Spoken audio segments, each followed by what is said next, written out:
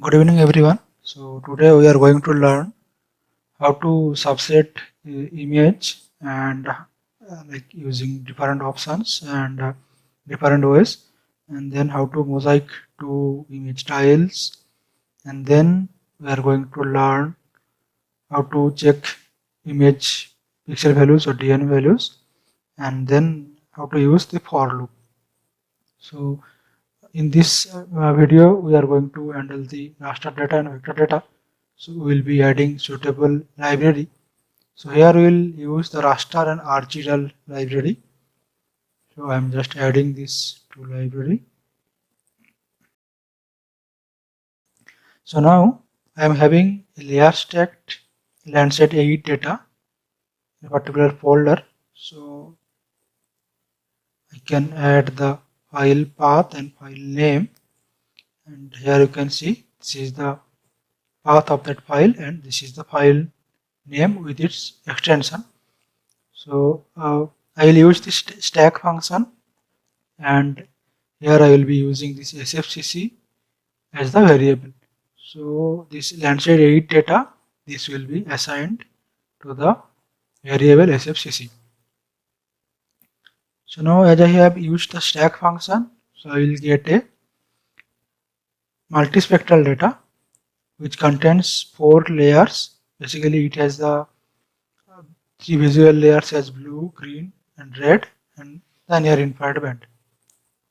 Now if I have to plot any particular band, let's say near infrared band, so in that case I will be using the plot function, and within bracket I will use the name of the data I want to visualize and the number of layer. Let's see, if I want to visualize only single layer, so I can assign the layer number in this way.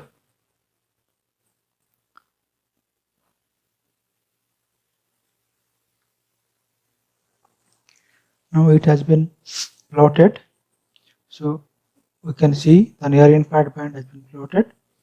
Now if we want to subset, there are multiple ways of subsetting a data.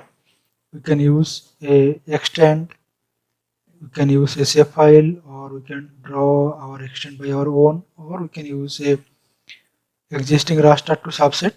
So let us try with this extend option. So if we check the data details, so here we are getting the number of rows, number of columns, total pixels, number of layers, and then resolution, and then extend. So we can get the minimum and maximum extend values from this image. So here in this image, this data is stored in UTM projection. So the extend x minimum and y maximum, x minimum, x maximum, y minimum, y maximum are values shown in UTM projection. So let's say we want to create a subset image for this region. So roughly we can assign a x minimum, let's say some 42,000, let's say up to some 50,000, and again the y minimum, let's say some 2,27,000, let's say y max up to 2,31,000. So this area we want to subset. So here I have assigned a extent. It starts from 4,25,000 to 5,20,000, x minimum, x maximum, and y minimum and y maximum. So if I draw this extent, so here I am saving this extent in the variable e, and now I can check the data contents in e. So we will be getting this x minimum, x maximum, y minimum, y maximum. Now if I plot, then we can see the extension for the image. So during this plotting we will be using add equals to true, so it will not remove the existing image, so it will add this extent over the near infrared band. So now we can see the extent over the image, so it is absolutely fine. So let us use the crop function to subset. So basically we will be using either crop function or mask function for subsetting, and the output image we are storing in s_sfcc variable. So after we write this crop function, then we have to assign the input image which we want to subset, followed by the extend. So in my case it is E. Now if I run this line,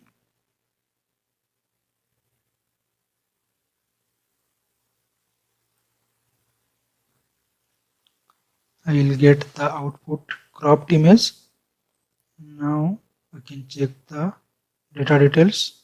It is fine, giving same number of layers but with different dimensions and number of cells. Again, the minimum and maximum values have been changed according to the subset area. Now if I plot in standard fault scalar composite, again we can plot in a single layer or in standard fault scalar or general fault scalar image. So if we want to plot a single layer, so we can use simple plot function. This is the near infrared band, and if we want to plot into a standard fault scalar composite, so we have to use this plot RGB followed by the data we want to plot, then the bands. So if we want to plot the image in standard fault scalar composite, so in red, green and blue channel we will be using near infrared band, then red band and green band.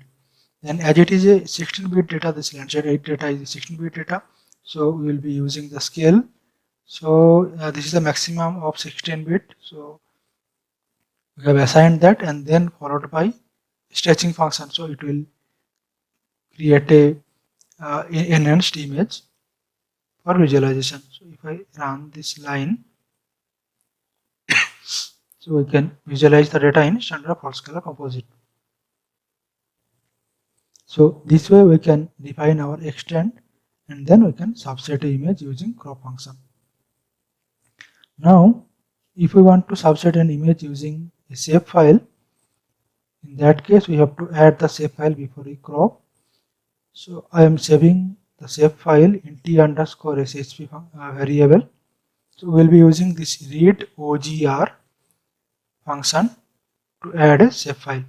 So here I will be adding the path of that particular shape file followed by the shape file name, and in between we will keep a comma. So now we have to be careful that the shape file should have the same projection as the image. So in this test data we are using the Landsat 8 data, which is having UTM projection. So we have to be very careful that this Kendrapada boundary is having same UTM projection. So now if I run this line, and then if we check the variables, we will get there is only one feature, and it is again having the same UTM projection. Now let us plot the previous image, the entire Landsat tile, again using plot RGB function. So this is the entire Landsat tile. Now we can plot our shape file over the Landsat tile using plot function. Here we will be using the variable followed by add equals to true, so it will overlap the vector boundary over the Landsat scene. So you can see the block boundary of Kendrapada. Now if we use this crop function, then what will happen? Let us see how this crop function works. So here I am saving the output in c_sfcc, again using the same crop function. We have to first assign the input data layer which we want to subset, and followed by the shape file. Now if I run this, it will subset the image, and let us check the image. Okay, let us plot it. If I plot this image,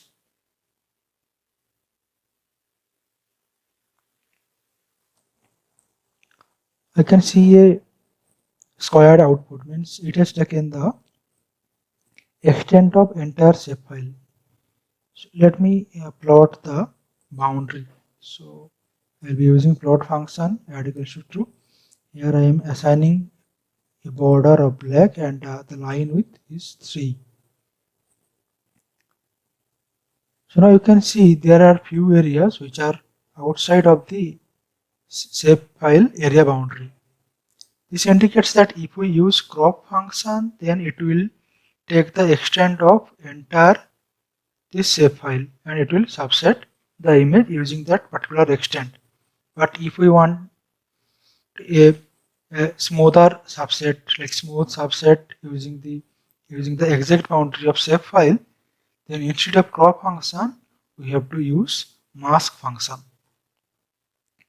So in that case we will be using a mask function. So let us again subset the image. So this line will be, this time we will be using the mask function instead of crop function.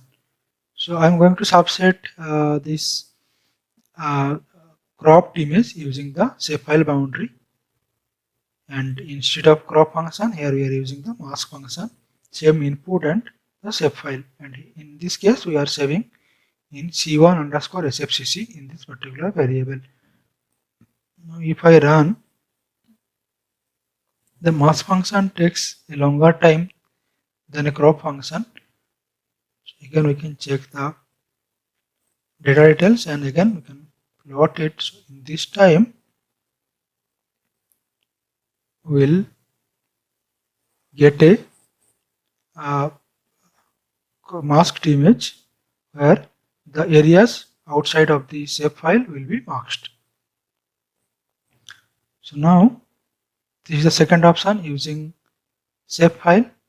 Now the third option we can use again the extend option, but in case of defining the extent we can draw a extent by our own, and that extent we can use to crop. Now I'm going to plot the entire Landsat tile in RGB, and to use the draw extend option, like the function is draw extend. So here you have to be careful that E is capital, the initial E in extend is capital, so you have to be careful with the lower case and uppercase. So in this case we are using some additional parameters like show equals to true. So when we will create a extend, so it will show the extend, and then the color option you can use it or you can avoid it. So now we are going to run this line. So once you run this line, if you come to the image area, you can see this R is busy. It indicates that it is waiting for some input data. So if you move your cursor into the plot area, you will get a this plus symbol. So you have to draw your extend using 2 points. So here we are going to add 2 points as the upper left corner and lower right corner. So now you can see it has created a rectangular box. So in this case we don't need the mask function, crop function is well enough. So if we check this variable DE where we are having our extend, again we will get the x minimum, x maximum, y minimum, y maximum. Now we can use the crop function to subset this image, and again we can check the data and we can plot it.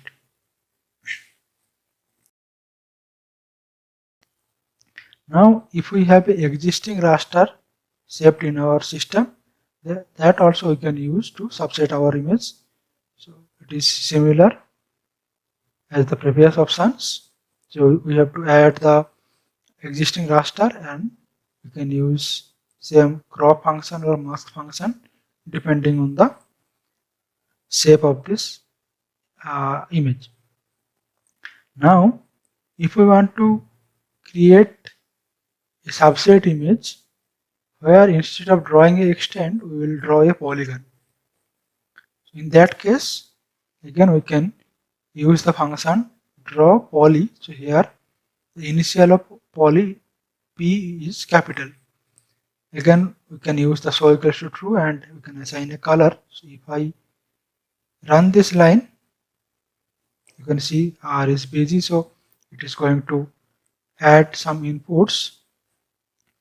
Now I will start drawing with the left click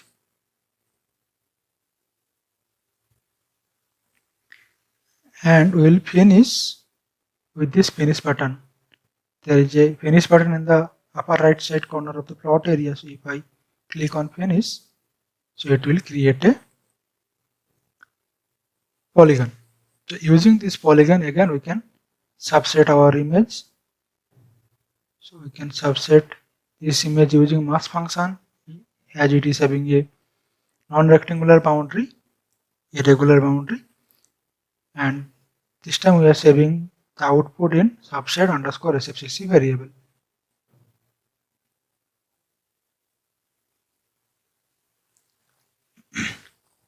Now if you plot the image, we will get a subsetted image. So now if we want to save our image, so we can use the right raster function. So here we have to use the right raster function where our R will be capital followed by the input image which we want to subset. So let us save the previous one d underscore sfcc and then we have to assign the file name. So here I have assigned L8 kendrapada.tif followed by the format geotiff. We want to export in geotiff file format and then type. So as this LNC data is 16-bit data, so we are using the type as integer unsigned 16-bit and then override equals to true. So if there is some existing image with the same name, it will replace the existing image. So now if I run this, so it will save the subset image. Now how to use the mosaic function or to mosaic or merge different image tiles. So instead of this layer, let us use the previous layers. So previously we were having two layers, let's say d underscore sfcc, we can use this layer and subset underscore sfcc. We can use these two layers. So before I use those layers, so let us plot them one by one. So let us plot the d underscore sfcc. So they should have a common region. Based on that, they can be merged. So let us plot this d underscore sfcc.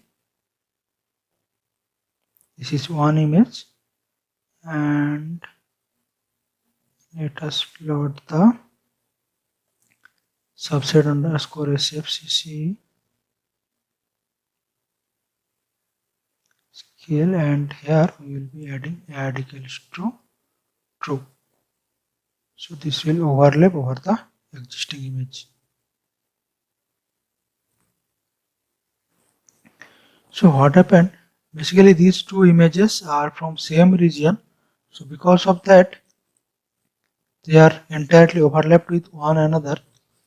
So alternatively, we can create two subset image again and those two areas will have some overlap area and some non-overlap area, and then we can use our merge function to mosaic them.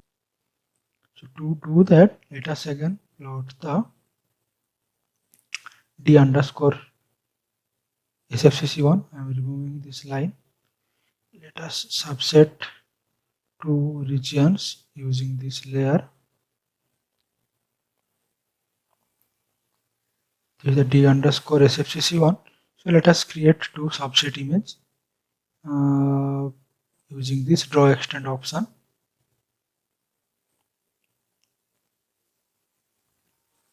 Let us subset one in this way, and we can use crop function. We have to assign here D underscore SFCC followed by DE. This is our one image.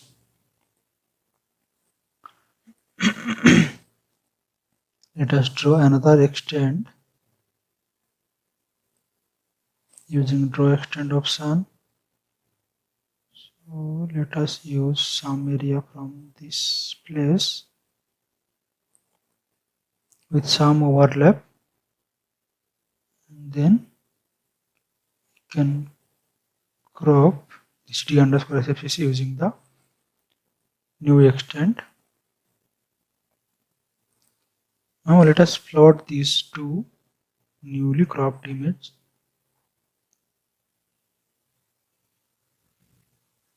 Oh, there is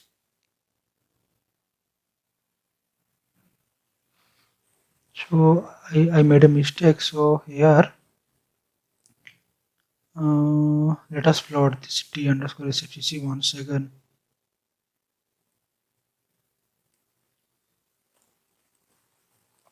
Actually, I have made a mistake in line number 162. The input and output are having same name. So let us assume that this is the input layer. We want to subset these two layers. So here I will be changing the name of the output so that we will not be confused once again.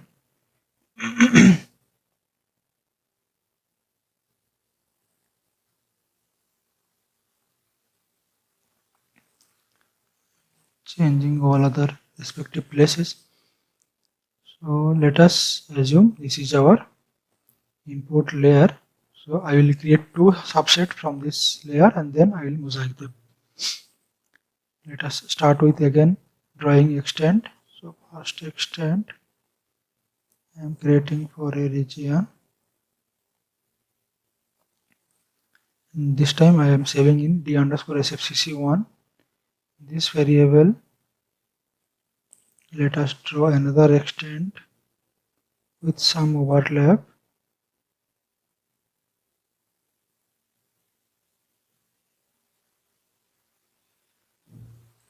And let us subset once again. So here I will be saving in D underscore SFCC2 variable.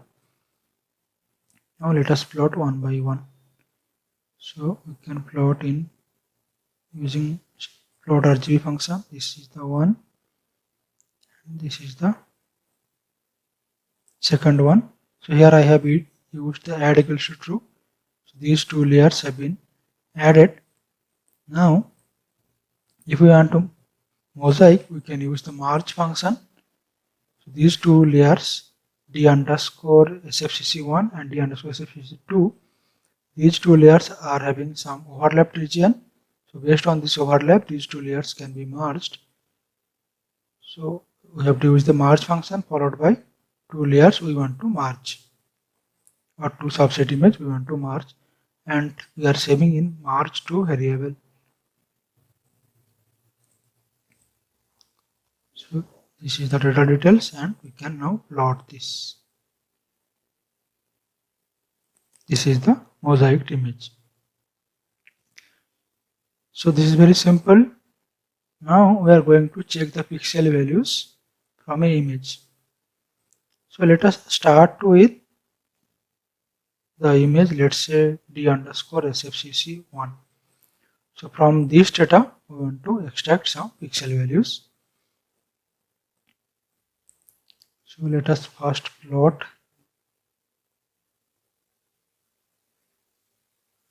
the image.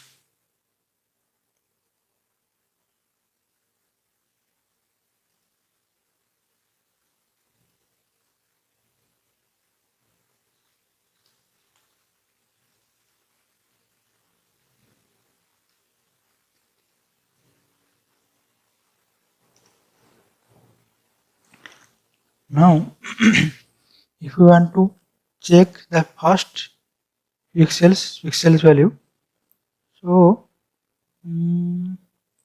before that we have to assign this name is quite longer, so let us reduce the name of a particular variable. So let us use this variable a4 where I will assign d underscore sfcc1. So this will save a bit of our time. So now we are having our data in a4 variable. We are going to extract the pixel values. So we can use the row and column number to extract the respective pixel values. So let's say we want to extract the pixel values for the first row and first column. So then we can use the number of row is 1 and column to be 1, and we will use the variable where we are kept our data followed by second bracket, and here row and column separated by a comma. So we will get the pixel values of first pixel for 4 different bands, that is our blue, green, red and near infrared band. Now if we want to extract the pixel values for the first row and second column, it is the second pixel of first row, so our row will be 1, column will be 2, so we can extract the pixel values in the same way. Similarly, if we want to extract the pixel values from the first pixel in second row, row will be 2 and column will be 1. And now if we want to extract the pixel values for, let's say, for 10 row or 10 columns at once, so we can use the for loop. So in that case we will use one variable, let's say I, which we will initiate with 0, and then we will use for loop. So within for loop we will use the I, which will be varying between 1 to 10, and the interval will be 1. So we have to write in this way: I in sequence minimum, maximum, followed by interval, and then within third bracket we have to assign our operation. So we will be extracting the values from layer A4, and as we want to extract the pixel values of first 10 column, so row will be 1, it will be unchanged, the column number will vary, and that will be indicated by I. So now initially I will be 1, and after the first loop it will be 2, and then after second loop it will be 3.